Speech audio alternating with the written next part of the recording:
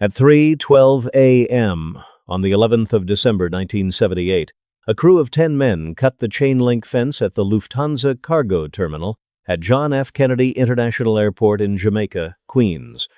In 64 minutes, they loaded $5,875,000, roughly $28 million in 2024 dollars, into bags and drove into the night. January 6th, 1979, Queens, New York. Fran Krugman picks up the telephone. Her husband Marty has not come home. He went out the night before to meet Henry Hill and some of the crew at a bar on Rockaway Boulevard, and he has not come back. He has not called. His side of the bed is untouched. She dials Henry Hill's number. When Hill answers, she asks him if he has seen Marty. Henry Hill already knows. He has known since the previous afternoon when Jimmy Burke looked at him and said 2 words that told him everything. He's gone. Hill had nodded. He had driven back to Queens with that knowledge sitting in his chest like a stone, climbed into bed beside Karen and spent the night awake staring at the ceiling. Now Fran Krugman is on the phone asking him where her husband is. Hill does what Jimmy told him to do. He tells her Marty is probably with a girlfriend. He tells her not to worry.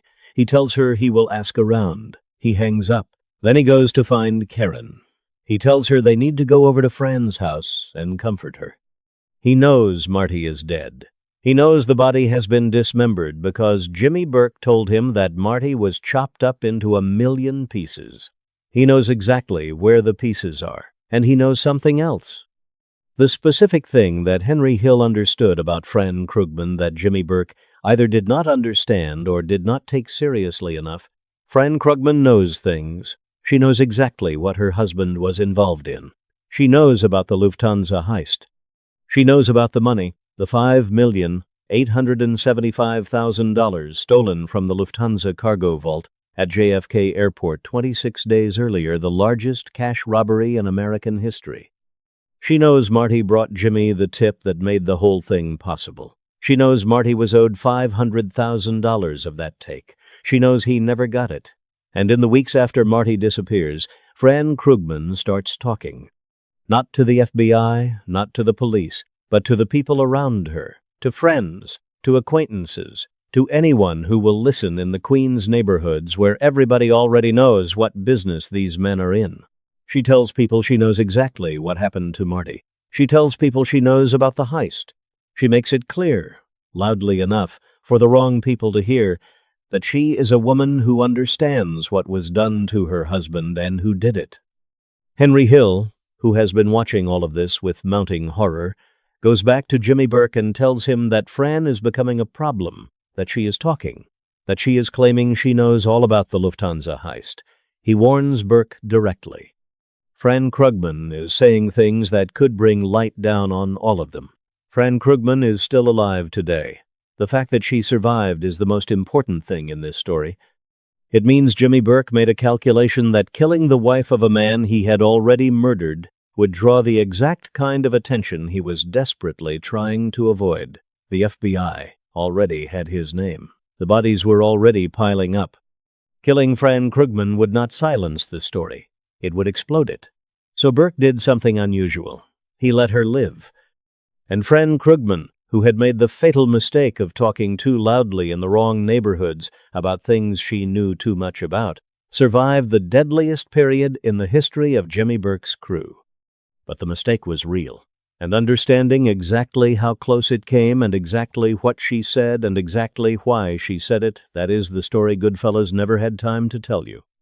You already know it from the movie. Chuck Lowe playing a sweating, goggle-eyed wig salesman who will not stop calling Jimmy Conway about his money. The swimming pool commercial, the wig that stays on even underwater. Henry Liotta laughing for real as De Niro's slap dislodges the hairpiece, then the ice pick through the back of the neck in a car. And Morrie is gone, and the movie moves on. Here is what the movie did not tell you. The character of Morrie Kessler is based on a real man named Martin Krugman. He was born December 30th, 1919, in Brooklyn, and by the mid-1970s was listed in Queens County business records as sole proprietor of For Men Only, a hair salon and wig store at 152 to 18 Jamaica Avenue. His wife's real name was Francisca Fran to everyone who knew her. They were married in 1954. They lived together in Queens in the way that people in their world lived together, connected to the mob, aware of the criminal business, not asking too many questions because the answers were better not known in full. Marty had a medical condition, hyperthyroidism, that caused his eyes to protrude behind his thick glasses and made him look older than his actual age and more agitated than he actually felt. He was animated, fast-talking, funny in an abrasive way that people either loved or found exhausting depending on their patience. He opened For Men Only in 1970 on Jamaica Avenue in Queens, right next door to Henry Hill's supper club, The Suite. The proximity was not an accident. Marty wanted to be close to the action. The salon's exclusively female staff wore very low-cut blouses. Paul Vario, the Lucchese family capo, who was the most important man in that part of Queens, bought hairpieces at For Men Only after he started losing his hair. FBI surveillance photographs from the period later entered as government exhibits in the 1984 trial of Paul Vario show, Vario and his associates at the salon. The back rooms were curtained off and used for bookmaking and the collection of betting slips and cash.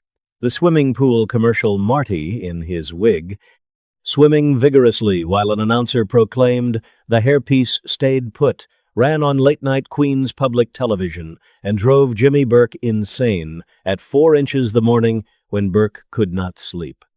That commercial, that specific detail, is in Nicholas Pileggi's 1985 book Wise Guy, which spent 26 weeks on the New York Times bestseller list because Hill told Pileggi that Jimmy Burke, a part-time insomniac, would sometimes turn on the television in the small hours and see Marty Krugman's swimming pool commercial and become incandescent with rage. That guy has the money to go on television, but no money for anybody else. Burke believed Marty was running a sports book out of the back of the salon and paying nothing in tribute or protection to anyone. Hill kept trying to keep the peace. Marty wasn't doing well enough to be shaken down yet, he would tell Burke.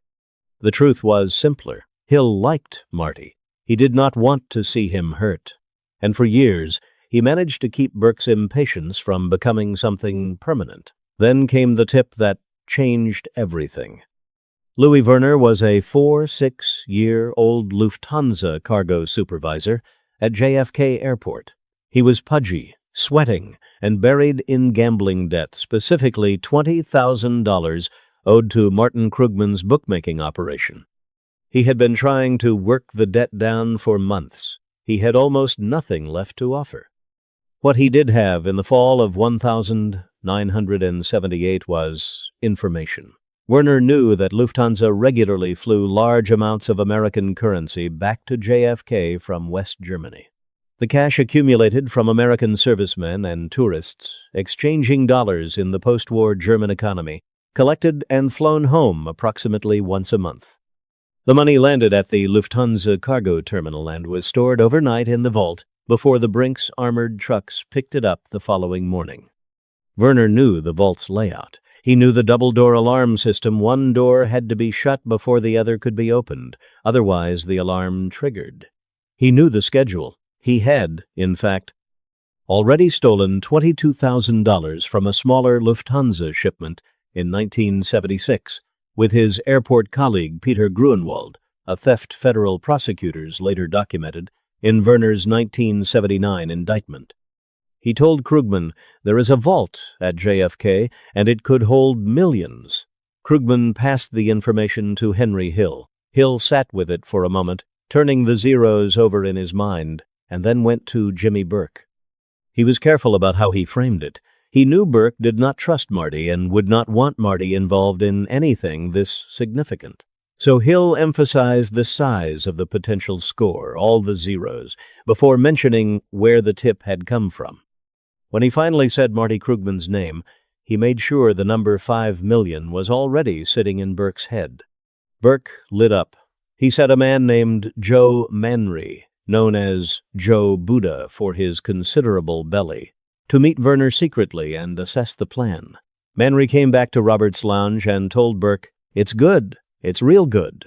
Burke spent the next several months planning the heist out of Robert's lounge, his bar at 114-45 Lefferts Boulevard in South Ozone Park, a location under active FBI visual surveillance, per court records, on no fewer than 18 separate dates in 1978.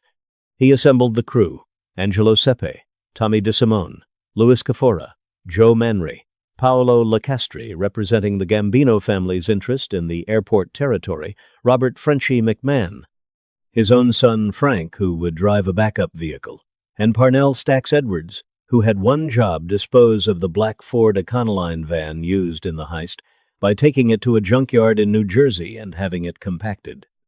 At 3:12 a.m. on Monday, December 11th, 1978, the black Econoline pulled through the gate of the Lufthansa cargo facility. The crew cut the lock with bolt cutters. They had a key to the outer door. Werner had provided it. They herded the 9 night shift employees at gunpoint into the break room and told them to lie on the floor. They forced the vault supervisor to navigate the double-door alarm system. Then they loaded the contents of the vault into bags and drove away into the Queen's night. The total time inside the building, 64 minutes. The total take, $5 million in untraceable cash and $875,000 in jewelry. The largest cash robbery in American history up to that point. They transferred the bags to other cars at a repair shop in Brooklyn owned by a Gambino associate. They went home. No shots fired. No one seriously hurt. Perfect in every way that a crime can be perfect. Except for Stax Edwards, who drove the van to his girlfriend's apartment building and parked it in front of a fire hydrant and went inside and went to sleep. 2 days later, New York police found the Econoline in front of the hydrant. The plates were stolen. The interior was clean, but when the FBI ran the registration and connected it to the Lufthansa building's description, and when fingerprints came back to Parnell Edwards, a man with documented connections to Robert's lounge and Jimmy Burke's crew, the investigation had its first thread. Burke understood immediately what had happened. Stax Edwards had to go. He sent DeSimone and Sepe to Edwards's hiding place. They shot him 5 times in the head on December 18th. 1 week after the heist. The first murder of what would become one of the most concentrated killing sprees in New York mob history. The FBI was watching. They already believed Burke's crew had done the Lufthansa job. They needed evidence. They needed someone to talk. And as Burke looked around at his crew in the days and weeks following the heist, he saw something that terrified him. They were already talking not to the FBI, not yet, but to their wives, their girlfriends, their friends. Joanna Cafora, Louis's wife, was being driven around Queens in a brand-new pink Cadillac that Louis had bought her with heist money, directly ignoring Burke's explicit instruction that nobody was to make any large purchases. The Cadillac would get them all killed. Louis and Joanna Cafora disappeared in May 1979 and were officially declared dead in 1987. Their bodies were never found. And Marty Krugman was doing what Marty Krugman had always done. He was making a pest of himself. He was calling Burke constantly, demanding his $500,000 share of the robbery. He told Hill he had already received $50,000 before Christmas as an advance, and had passed $40,000 of it on to Louis Werner to settle Werner's portion of the take. He was calling Burke. He was calling Hill. He was calling anyone he could reach in the crew to ask about his money. And every time he called, he was leaving a trace, a record of contact between himself and the men who had just pulled the largest cash robbery in American history. Burke had wanted Krugman dead immediately after the heist. Hill had talked him out of it twice. The first time, Burke had actually set up a hit. He told Hill to get Krugman to the Riviera Motel on the promise of meeting some girls, where DeSimone and Sepe would kill him in the parking lot. Hill spent that entire day stalling. He found excuses. He made calls. He dragged every hour out as long as he could. Late that night, Burke looked at him and said, "Forget about tonight." Hill had exhaled for the first time in hours. But the calls kept coming. Krugman kept pushing. And in early January 1979, the heat at Robert's Lounge was heavy enough that Burke moved the crew's operations to a new location, a fence factory on Rockaway Boulevard, opened by Bonanno family associate Vincent Asaro, a man who would not face his own federal racketeering indictment until 2014, 35 years later. It was there, at this new location, that Krugman made his final appearance. He arrived asking about money. He asked about Stax Edwards's death. He asked whether it was connected to the heist. He was connecting dots in a room full of men who had already decided the dots needed to be disconnected permanently. On January 5th, 1979, Martin Krugman left the bar on Rockaway Boulevard and did not come home. He was 59 years old. According to Henry Hill's testimony to the FBI in 1980, delivered across 47 separate debriefing sessions logged by Special Agent Edward McDonald of the Eastern District Strike Force, Krugman was killed that evening by Jimmy Burke and Angelo Seppi. His body was dismembered. Henry Hill later testified that Burke said Marty was chopped up into 1,000,000 pieces. His remains were allegedly buried in the yard behind Robert's Lounge beneath the bocce court, alongside the remains of Dominic Remo Cersani, another Burke associate killed years earlier. The body has never been found. In 1986, a Queens County court declared Martin Krugman legally deceased.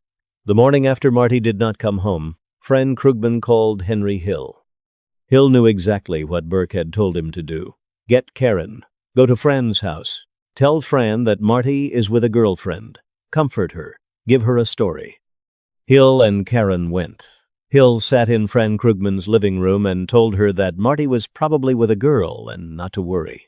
He said it with his full attention on her face. Fran Krugman looked back at him. She was not stupid. She had been married to Marty Krugman since 1954. She had been living adjacent to this world for 25 years. She had heard the conversations she was not supposed to hear. She knew what the back rooms at Four Men Only were really for. She knew Louis Werner's name. She knew about the Lufthansa Heist before it happened. Marty had told her the way certain men tell their wives things they should keep quiet, because the pride of knowing is sometimes stronger than the caution that should govern the telling. And now Henry Hill was sitting in her living room telling her that her husband was with a girlfriend. She did not believe him. In the days and weeks that followed, Fran Krugman began talking. Not in a way that could be called cooperation with law enforcement. She did not go to the FBI. She did not contact police with what she knew. But in the neighborhoods of Queens, where everyone operated at the permeable boundary between legitimate life and the mob's business, she made herself known as a woman who understood what had happened to her husband and who had done it. She told people she knew about the Lufthansa heist. She said it clearly enough, and to enough people, that the information reached back to the crew. Henry Hill went to Burke. He told him directly, Fran is becoming a problem. She is claiming she knows all about the Lufthansa heist. She is talking. If she keeps talking to the wrong people, the light she brings down on them will be catastrophic. Burke listened. He made his calculation. The FBI already suspected the crew. Bodies were already appearing, Edwards, then the Kaforas, then Richard Eaton, found hogtied and frozen in a refrigerated meat truck with Burke's home phone number in his coat lining. The list of murders associated with the Lufthansa aftermath would eventually reach at least 9 confirmed dead, a figure documented in the FBI's own post-case summary filed in 1982. If Fran Krugman joined that list, if the wife of the wig salesman who had provided the original tip was found dead in Queens, the connection between the heist and the murders became undeniable. The FBI would have a direct line from the heist through Marty, through Fran, and the story would be in every newspaper in New York within 48 hours. Burke let her live. Fran Krugman sold For Men Only shortly after Marty's disappearance in 1979. In 1986, when the court declared Marty legally deceased after 7 years without a body, she collected $135,000 in life insurance, roughly $380,000 in 2024 dollars. She received the money from the death of a man who had been killed by men she had talked about too loudly in the wrong rooms. She survived. She was the only one around that circle who knew what she knew and lived with it. Henry Hill was arrested on narcotics charges in April 1980. Facing a long sentence and convinced that Burke intended to have him killed to prevent him from talking, he entered the Federal Witness Protection Program. He testified against Paul Vario and Jimmy Burke. Burke was convicted in 1982 of fixing college basketball games, not the Lufthansa Heist, which Hill's testimony alone was insufficient to prove beyond reasonable doubt, and sentenced to 20 years. He died of lung cancer in Butner Federal Correctional Institution in North Carolina on April 13, 1996. He was 64 years old. His name in the movie is Jimmy Conway. He is played by Robert De Niro. The film shows him calmly eliminating every member of the heist crew, one by one, while paranoid, sweeping camera movements follow the survivors, not knowing they are already dead. What the film does not show is the woman in Queens who sat across from Henry Hill and did not believe his story about a girlfriend, and then spent the following weeks making enough noise about what she knew to put herself on the list of people who needed to be silenced and survived because killing her would have done more damage than letting her talk. Goodfellas was released on September 19, 1990, and grossed $46.8 million at the domestic box office against a $25 million production budget. It cannot show everything, but the story of what Fran Krugman did in the weeks after Marty disappeared, the talking, the claiming, the noise that reached back to Burke through Henry Hill, is the story that sits directly underneath everything else in the film. It is the reason Hill warned Burke. It is the reason Burke had to keep making calculations about who to kill and who to let live. It is the reason Henry Hill spent that entire night stalling the hit at the Riviera Motel, because he understood that Fran Krugman being a widow was a problem for everyone, not just for Marty. The fatal mistake Fran Krugman made was not the talking itself. Women in that world had talked before and survived. The fatal mistake was talking about the specific thing, the Lufthansa heist, the money, the $500,000 that was owed in a community where every conversation eventually reached the men who needed to know about it. She put herself on Jimmy Burke's list through the loudness of her grief. She came off the list because her death would have made everything worse. She sold the salon. She collected the insurance. She lived. Of the 10 men who entered the Lufthansa cargo terminal on December 11, 1978, not one was ever convicted for the robbery itself. Louis Werner, the insider who provided the tip, was convicted on separate fraud charges in December 1979 and sentenced to 8 years, the only participant to serve time directly connected to the heist. The $5,875,000 was never recovered. The FBI officially closed active recovery efforts on the Lufthansa cash in 1984. The case file ran to 4,000 pages. The money was gone. Martin Krugman's body was never found. Fran Krugman outlived them all.